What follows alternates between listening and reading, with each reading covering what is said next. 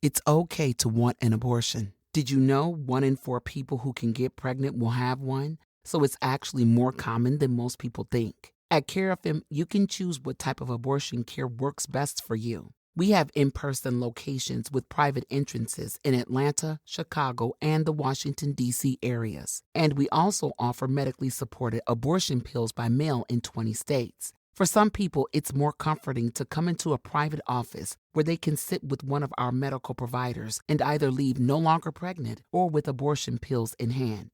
For others, they prefer to get abortion pills through the mail so they can decide the best time and place to complete the process. Getting abortion pills by mail from CareFM is simple. Fill out an online form, and a licensed provider will review your medical history. And if eligible, your medication will be shipped to you in a couple of days. Kara, our text-based abortion companion, will guide you through the process from start to finish with instructions, reminders, and answers to all your questions whenever they come up 24/7. With either choice, please know CareFM will support you every step of the way. Learn more at carefm.org. In Walmart's Who Newville, joy started to grow. For online-only savings sure to steal the show. Tech treats and toys so dazzling and new. Walmart Cyber Monday deal soon ready for you. It's online only with very little time to spare. December 1st will soon be here, so be sure to be there. The Who's are prepared. Are you ready too? A day packed with savings. Amazing! Who knew? Subject to availability, terms and fees apply. Get your mother-loving ears on because your big-time radio DJ's got news. PayPal lets you choose how you want to pay for all the stuff. With PayPal, I can pay in-store, pay online, or pay over time. What's that? You want this translated into song? I hope you're sitting down. You can pay your own way. You keep those ears on, you hear? Don't just pay, baby. PayPal. Learn more at paypal.com. It's a tale of, first of all, economic hardship, and then that translates into hunger, all kinds of social problems that come with hardship and hunger. People starving are desperate, aren't they? And they'll do desperate things. So there's a lot of crime. It doesn't matter where you are, but Naples is significant in that it's the first place that it happens in mainland Europe. This is kind of, it's like the harbinger for what's going to happen elsewhere in the continent as the liberation rolls forward into Germany.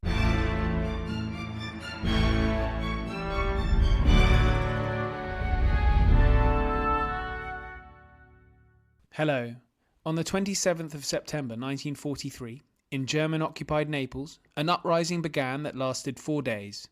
By the 29th, the Germans had lost the city and so made the decision to leave, heading north for safety as the victorious Neapolitans and Partisans celebrated a day later. On the 1st of October, the Allies arrived and the city was secure. Or was it? Within months, starvation descended on Naples, and with it disease, poverty and prostitution. Joining today is Keith Lowe, author of Naples 1944, as we delve a little bit deeper into this piece of Italian and World War II history, including the notorious Camorra. Coming up, I'll be at the Imperial War Museum on Saturday the 1st of November, so it'd be great to see you there. Please share the pod with friends, but until then, it's me talking Naples with Keith Lowe.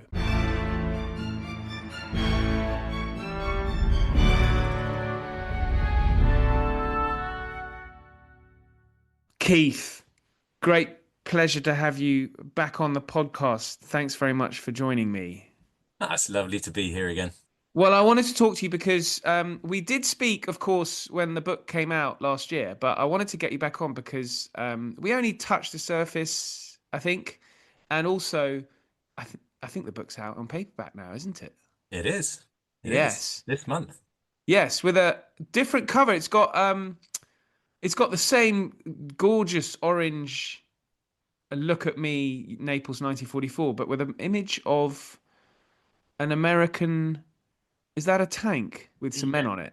Yeah, exactly. That's the day the Allies rolled into Naples right at the beginning. In fact, this exact time in 1944, October 1st of October 1944, they rolled in, and so that's a picture of the people cheering and sort of welcoming the Allies as they've come to be liberated. Well, exactly, and that's why I want to talk to you, because I mean the subtitle is War, Liberation, and then you kind of think, oh, brilliant, and then it's chaos because this is why I wanted to speak to you. I mean, really, you think when the Allies liberate a city, it's sort of happy days, and as the cover of the book sort of seems to suggest, the horrors of German occupation are over. But I mean, I was trying to think: is Naples sort of? I don't know if unique's too strong a word in this regard. In that, once it was liberated, then misery followed. Were there any other cities? I mean, maybe in Italy or anywhere else that experienced such horrors after liberation? Well, I mean, every city's different, but yeah, liberation's a wonderful thing. But yeah, what comes next is never nice. It doesn't matter where you are in Europe. Yeah, it's a tale of sort of um, first of all, economic hardship, and then that translates into hunger, all kinds of social problems that come with hardship and hunger. People sort of starving are desperate, aren't they? And they'll do desperate things. So there's a lot of crime. It doesn't matter where you are, but Naples is significant in that it's the first place that it happens in mainland Europe. This is kind of it's like the harbinger for what's going to happen elsewhere in the continent as the liberation rolls forward into Germany. Well, when we spoke last time, and I'll of course link that in to the show notes. Th- we didn't really discuss much on the German occupation of Naples and how that was felt by the Neapolitans. So, I mean, what was presumably the Germans? I mean, we all know, of course, of Nazi occupation is, of course, horrific. But did the Germans have a kind of view of Naples separate to other Italian cities? Did they take a sort of, there's a divide in Italy, between North and South? I'm not so sure about that. I mean, there's always been this divide between North and South, which the Italians have definitely felt. Um, when it comes to Germany, their main gripe was that they were allies with Italy, and then suddenly they're not anymore, so they felt utterly betrayed and took their revenge uh, as a consequence. So they were brutal in lots of Italy. But especially somewhere like Naples, which was because Naples was on the front line almost immediately after the Allies and the Italians signed their armistice.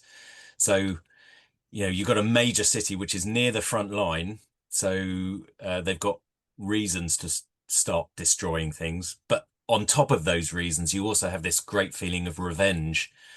So that gives an extra sort of flavor to the destruction that the Germans conducted there. I mean, it wasn't just. I'm not just talking about physical destruction here, and they were brutal all round. There were massacres. Anybody who resisted was put up against the wall and shot. They tried to kidnap all the men to take them off to as slave laborers. I mean, these are all the sort of this is the sort of Nazi playbook I'm talking about here, but it was all condensed into a period of 3 weeks in Naples. So you get all the sorts of things that are happening all over Europe, Eastern Europe, Western Europe, but it's all condensed into a very short period of time in this city. They only have a few months though before it's liberated, though, don't they? Well, no, um, the Germans and the Italians are allies all the way through to the summer. Then Mussolini gets deposed and arrested and imprisoned on the 25th of July in 1943. And then you got this sort of 6 weeks where, I mean, the Italians are ostensibly they're still allies with the Germans, but they know what's coming, so they're looking for a way out, and they're sort of putting forward very inept peace feelers with the Allies. And it's not until the beginning of September that they finally make this armistice, and it becomes public. 8th of September, it becomes public. And it's from that moment that the Germans say, I mean, they've seen it coming. They know what's coming. So they pounce immediately and try and take over all the Italian military bases, police stations, and so on. And there are quite a lot in Naples, aren't there? Oh yeah, God, yeah. I mean, Naples is not highly only was militarized. Is that overstating it? well, yeah, because it was the biggest port in southern Italy, so there was that. Um, it also had military bases all round it. It had big police stations in all the sort of most prominent places. Um, so up on the headland, there's a big police barracks called I think it's Caserma Nino Bixio. Is its And you can go there now. You if you walk up to the top of the headland, you see this gigantic building, sort of overlooking everything. They've got castles there, which were also used as military bases. So all the strong points in the city were all. Well, it's a ancient medieval city. It's really interesting reading the history of those. I mean, you mentioned those castles, actually, don't you? Yeah, absolutely. I mean, they were always used as sort of strong points from medieval times, and here they were again in World War II, being sort of shelled and so on with modern weapons. So so yeah, yeah, these are important places which the Germans decided they had to get hold of before the Allies turned up, and also so they could control the city while they were there. so what was the kind of numbers that were in the fighting before liberation? Oh goodness. Well, I mean, the first thing that happened is okay, the Germans are trying to take over. They've marched into all the barracks. They've told everybody to put down all the Italians, put down your weapons. We're taking over. And the Italian generals, rather than standing up to this and resisting, they just ran away. Basically, they abandoned their troops and left the sort of junior officers to make the decisions. Some of those junior officers did the sensible thing, just put the guns down and said, "Yeah, yeah, nothing to do with us." But then there were others who were braver. Who said, "No, we're going to stand up to this. How dare you come into this place?" And so there was then shootouts, which inevitably ended up badly for these poor abandoned individual barracks surrounded by German troops. And eventually some of them they'd surrender, but because they put up a fight, they then took them all out and shot them. I mean, it's really quite brutal. Um, so you've got that initial phase of resistance by some people. The others, I mean, there's a lot of Italian soldiers who said, "Oh no, no, we're on your side," and they sort of went home, but they took their weapons with them and hid them, thinking, yeah, these could come in handy later. So you then got a sort of second stage of uprising a couple of weeks later when the Allies are just on the doorstep of Naples, and the locals think, right, this is our moment. We've got to stand up now and up. They had this massive uprising against the Germans, led by these junior officers. And we're talking like lieutenants and sergeants and so on, not big strategic guys. These are the little guys on the ground. Taking control, and you've got firemen and police chiefs all join in as well. You even get quite a few fascists who are you'd think would be on the side of the Germans, but no, they're there to defend their town as well. So you've got this sort of weird coalition between soldiers, a bunch of old fascists, and also the general population in Naples who also join in with this uprising, many of whom are communists. So you've got this sort of really weird range of people all rising up against the Germans in this, it was called the 4 Days of Naples. They barricade the streets. Some of them have hidden their air raid, their sort of anti-air raid equipment. And they use that to sort of fire on tanks that are coming to. Oh, what, anti-aircraft guns? They actually have anti-aircraft guns hidden in the forest just above Naples, which they've kept there for 3 weeks, and the Germans have never found them. And then when this uprising begins, the Germans start sending down tanks to quell it, and some guy up in the forest says, "Right, here we go, get the anti-aircraft gun out," and they turn it on these tanks and fire on them, and they blow 5 or 6 of them into smithereens, and the rest of them had to turn back. So they couldn't go and quell this uprising after all. So there's loads of things going on all at once in this city in this 4 days. Down in the main city, you've got these really narrow streets. That's very, like you said, it's a medieval city. Actually, it's even more ancient that Yeah, the street pattern was laid out by the ancient Greeks 2,500 years ago. So it's the same streets, and they're really narrow. They're built to be about the width of a sort of cart, a horse and cart. So if you want to drive a tank down one of those streets, or an armored car, which the Germans did try and do and got stuck and couldn't get out again, and you've got people up above you throwing down petrol bombs on you, and people leaping out of doorways and firing. I mean, they were pretty they very soon realized that this was a bad idea and didn't send any more troops into the ancient center of Naples anymore. So there's loads of things going on all at once. I try and cover it all in the central section of the book because it's so fascinating. It's really quite inspiring as well. You've got women and children handing out ammunition to the men who are on the barricades firing, and it's a community atmosphere in this uprising. well, yeah. I mean, this is what I wanted to ask you about as well, because I mean, it's a tragic story, but I wondered how you. I mean, obviously, you spent a lot of time in Naples in the research. How do the Neapolitans look back on this this short period of their history where they're all kind of unified? Yeah, absolutely. They're all unified. This is defense of their city. They're very proud of their own identity, not as Italians, but as Neapolitans. And this is remembered as their sort of great moment, the 4 days of Naples. They liberated themselves from the Germans before the Allies turn up. So that picture on the cover of the Allies rolling in and being greeted, the Germans are already gone by then. The locals have already kicked them out. So in Neapolitan memory, it's it's a glorious moment where they rose up against the Germans and liberated themselves, and they're very proud of it. And so, since publication, have you been to Naples to talk about the book? I have, yeah, yeah. I went to University Naples to give a talk of, yeah, yeah. And what's Uh, the reaction been? Oh, I mean, they're delighted that anybody outside of Naples shows an interest. I mean, lots of Italians don't know this story. If you go up into northern Italy, they think that the resistance was born there. They forget that it happened even before the resistance had been formed in places like Milan or Turin or whatever. Even before then, Naples was already liberating itself.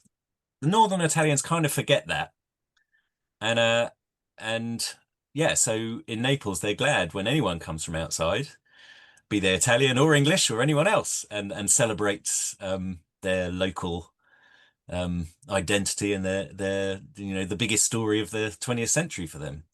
Hello, Ollie here. I wanted to let you know of an event happening in London on Saturday, the 1st of November at the Imperial War Museum, Lambeth.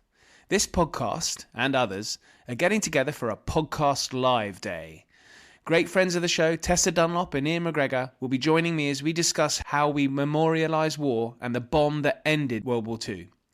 Head to the Imperial War Museum website for tickets or click on the show notes, and I hope to see you there.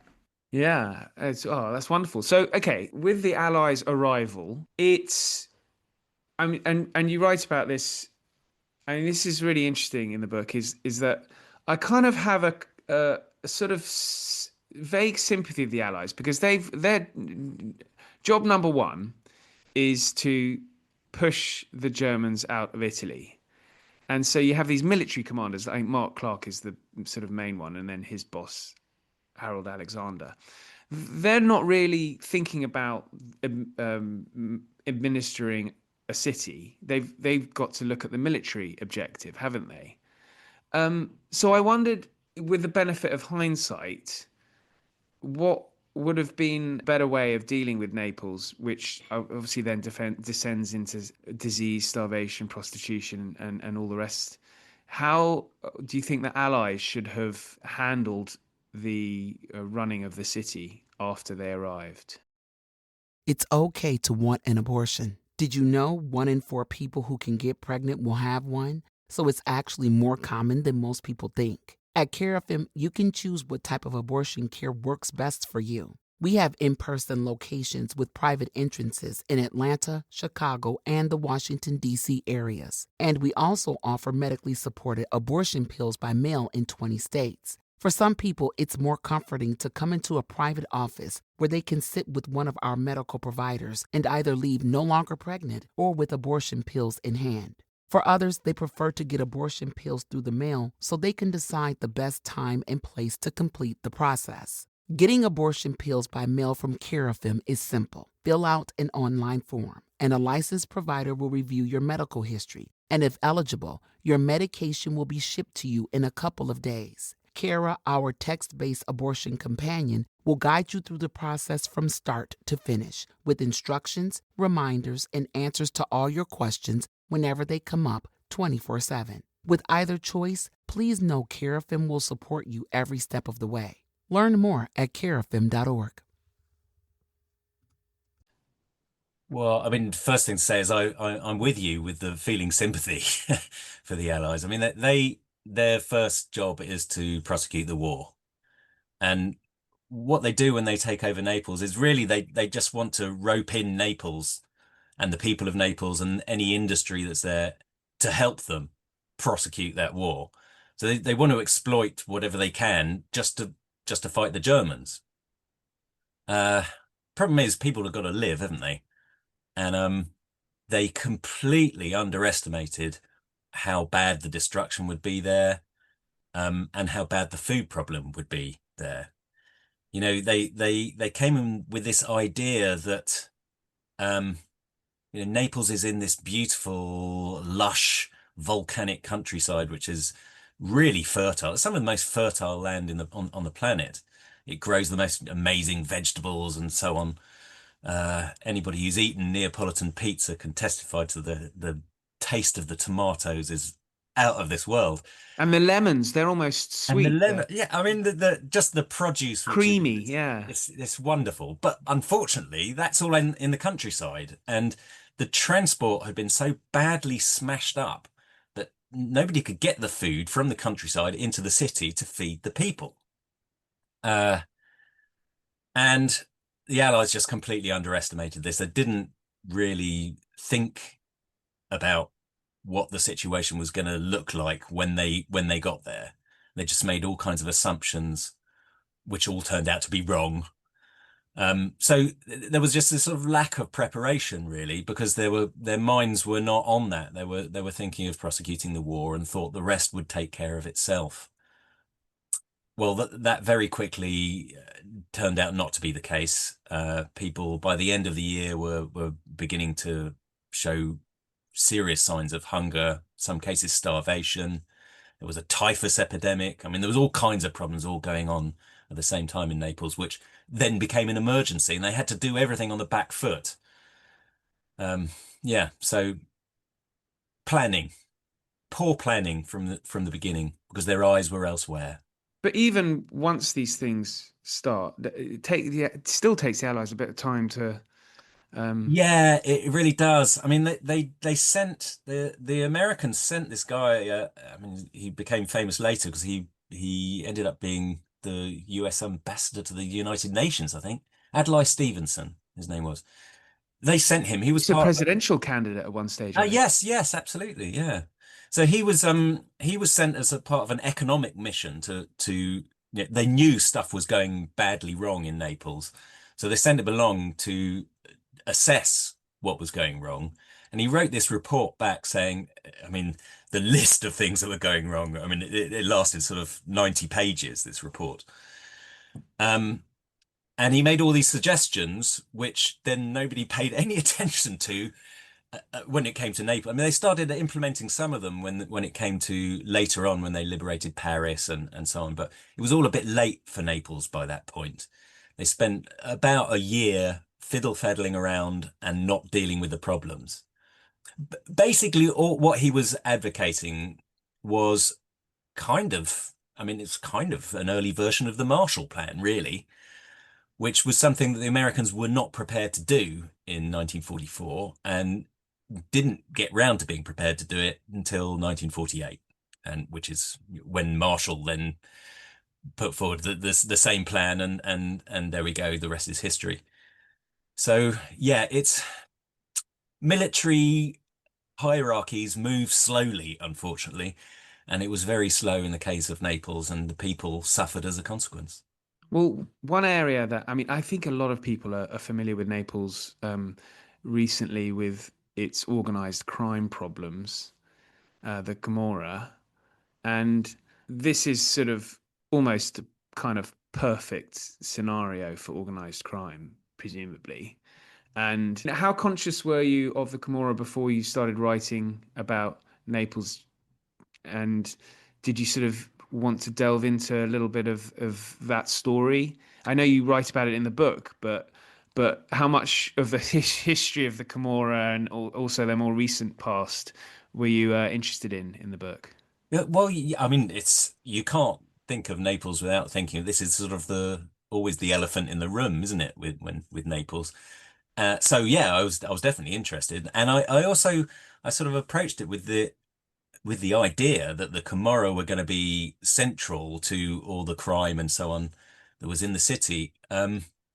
And actually, it was a revelation because they weren't really. I mean, they kind of were, uh, but they mostly weren't. I mean, and actually, the main sort of mafia influences in the city in the 40s and all the way through to the 50s was not the Camorra, actually. It was the Sicilian mafia. They kind of took over.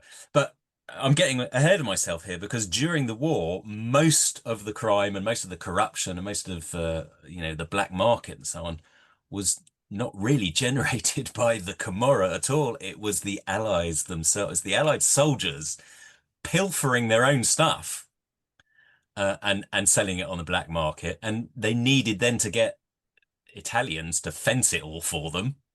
And so they sort of found these locals who then they became sort of local crime kingpins on the back of what the Allies were themselves doing. So there's a long chain of events here, uh, which only then gets taken over by the mafia really after the Second World War is over. They leap on something which has been kind of informal and unofficial to a certain degree and ramp it up to make it a mafia operation. And how, when you were in Naples, how familiar were you with the Camorra, today? Because you've Well, I been there. mean, look, I'm a historian, so I don't get involved in contemporary stuff. Organized crime. That's good to know. I'm also, yeah, I'm not particularly. Look, if I was involved in organized crime, I'd be a lot richer than I am now. Um, yeah, I'm just a lowly historian, unfortunately. But you know when you're wandering around the streets that it's always there in the background. I don't think it's as bad as it was in the 1980s when I was first going there. Um, Oh, really? Was it bad in the 80s then? oh yeah, I mean it was everywhere, and it was blatant as well, everywhere on the streets. I mean, there's contraband cigarettes being sold everywhere. You couldn't walk down any street without being offered um, yeah, contraband cigarettes, fake cigarettes. Sometimes they had their own factories where they would, you What's know, a fake cigarette? well, they manufacture their own tobacco, stick it in cigarettes, and then stick a What, so like Marlboro really sticker just on the front or something. dodgy tobacco? Yeah, it was just any old crap that they just put into cigarettes and then just put fake labels on. So there was a Right. lot of that going on as well. Then there was I know there was a lot of involvement in the music industry. Music's always been big in Naples. So there's lots on bootleg tapes and bootleg records and so on, later on CDs. There was a lot of that going on. Uh, Protection money in all the music venues, especially, but also just generally everywhere. Nowadays,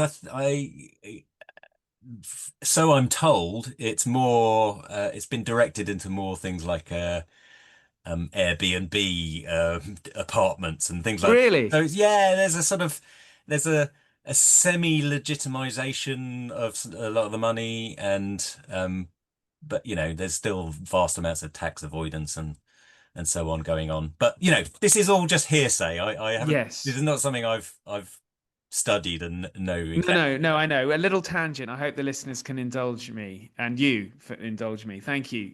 Right. So, okay, getting back to the story. Now there are the beginnings of a sort of democratic movement that's really interesting. These two Italians, Neapolitans that we should really talk about. I think Joffre and Croce.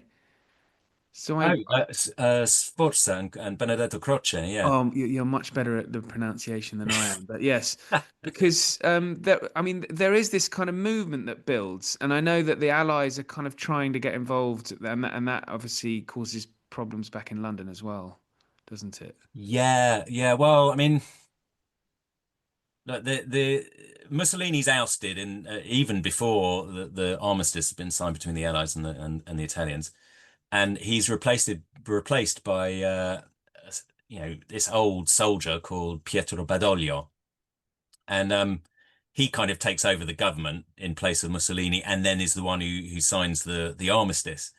So the Allies have this armistice with Badoglio, this old fascist who's not apparently not a fascist anymore.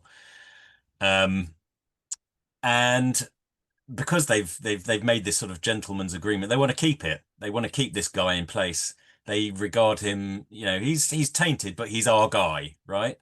So they sort of feel like they can trust him to keep a lid on things and make sure there's no sort of uprisings against the Allies behind the lines. Uh, Now, the Italians are up in arms about this, pretty much across the board. They don't want this old guy in charge of them anymore. He's been tainted by years and years of association with Mussolini. They want him out, and they want to have a proper democracy. And they've got candidates. They've got this guy, this old, he's a senator, but he's also a very famous philosopher and historian called Benedetto Croce. He's all the way through the war, he's running sort of an intellectual resistance against the fascists. He has a magazine which comes out, and he's kind of untouchable because he's so famous at the time. So even though he's says all sorts of things against Mussolini, he's one of the few who doesn't get arrested and chucked onto a prison island somewhere. So after the war, they figure, right, this is a perfect candidate for being our new prime minister. We should have this guy instead. There's a sort of coalition of different groups who form. There's social democrats, some communists, some Christian Democrats.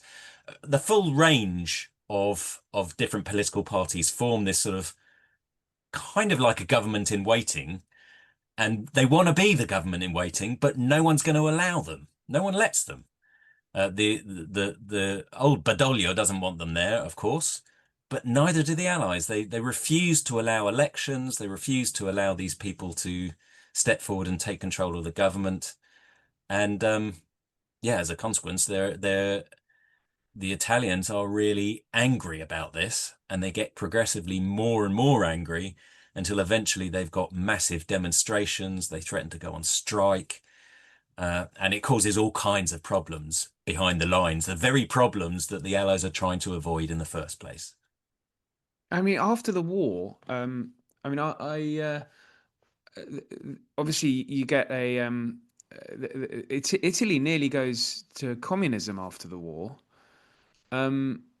Now, I found this theory somewhere, and I wanted to ask you about it actually. That the original Fiat 500 that was built, mass produced in Italian factories, Yeah. very affordable vehicle for many Italians, and the theory being that this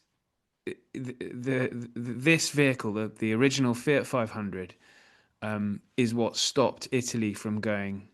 I'm sure it's not the only thing, but it's what stopped Italy going to communism, because this was sort of a slice of capitalism that everyone could own, and it wasn't expensive. I wondered what you thought about that. Okay, your silence It's speaks a nice volumes. theory. I'm sure it contributed to the. I'm sure it contributed to that. It's Italians. There's a full range of Italians, just like everywhere else. There are those who are extremely right wing, even today, and I know some of them, and we tend not to talk about politics. But then on the other side, there are also some who are extremely left wing, and you're right that after the war, the Communist Party was massive in Italy. In fact, I think it was the biggest communist party in the whole of Europe. You forget behind the Eastern Bloc, Italy was where there were more. I think there were 2.25 million members of the Communist Party. So this is not just people who are voting for them. They've actually gone out and paid for a membership card to the Communist Party. So yeah, they got massive support after the war. And well, I mean, this makes everybody in Western Europe and America very nervous. So a lot of American funding went behind making sure that the Christian Democrats won in 1948, which they did. So yeah, so there are all kinds of reasons why Italy didn't turn communist. And Fiat 500s is probably in there in the mix somewhere. Absolutely. Why not? You still have a communist party. I mean, the Greek Communist Party, I think, in elections today wins around, I think, 5%, which is quite high if you compare it to Britain. I mean, do the Italians still have a communist party? Yeah, I think. I mean, it's difficult keeping a track of of which Italian parties are around at the moment because they keep They changing change the names all the names. times, don't they? Yeah, quite often the same people move from different party to party, or they change the name of the party, and yeah, so it's difficult keeping track. But there's definitely very, very left-wing parties in Italy, as there are very right-wing ones. Yeah, so I'm quickly Wikipediaing and I can't really tell. Yeah, so clever listeners can write in. But this has been fantastic, Keith. Thank you very much. And I noticed, okay, the book is available in all good bookshops, but there is a small discount in Amazon at the moment. Okay, I hear it's also available in some bad bookshops. Right. Yeah. Yes. Did you mention that because I said the name of a massive company that No, actually, my local bookshop is called All Good Books. Deliberately because people always say it's available in all good bookshops. So it's called That's very the All good. Good Bookshop. Buy it from my local place in Herring. Exactly. Yeah, always good. I was in a place last night called Our Bookshop, which is quite nice. Yeah, Yeah. lovely. Yeah. Good stuff. All right, Keith, thanks so much. And as I say, links are in the show notes. Great. Thanks, Ollie. Thanks so much for listening. Links are in the show notes, including to the podcast show live at the Imperial War Museum. Please share with friends and family, and if you want to get in touch, you can through X or email history@aspectsofhistory.com. But until then, thank you and good night.